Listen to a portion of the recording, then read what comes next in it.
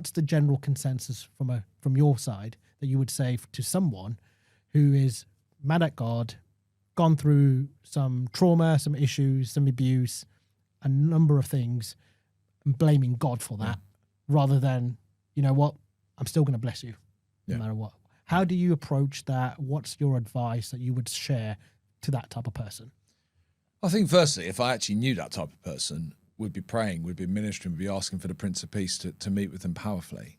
But I think not just the person, but the church generally needs to consider our approach to suffering. So I don't see too many Christians praising Jesus for the promotion they've just got, or praising Jesus for the fact their body isn't broken in the last year, or when it goes well, we don't think about the Lord, and when it goes wrong, isn't God being bad to us? It's almost like, for me, everything is the Lord's, and we can't get away from the fact that we're in a broken situation. You know, I do think there's some almost prosperity-like teaching around health creeping in, when actually Revelation's quite clear. There's a day coming when there's no more tears, no more pain, no more difficulty. We're not in that day. So my prayer for everyone would be that in the midst of their pain, the Lord would meet them.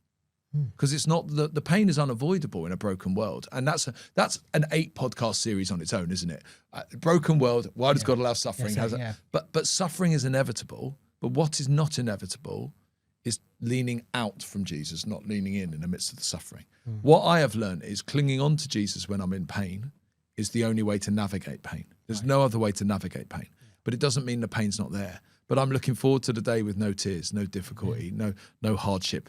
But I think we need a more well-rounded approach that actually says, actually, Lord, I trust you. You're with me in all things. I love you and I need you. Therefore, in all things, you are King. And I've had to get to a point where I say, in the pain and in the difficulty, Lord, I don't have the answers. But this isn't the showstopper. I think this is the other problem is, for some people, one thing goes wrong where they lose their faith. I don't understand.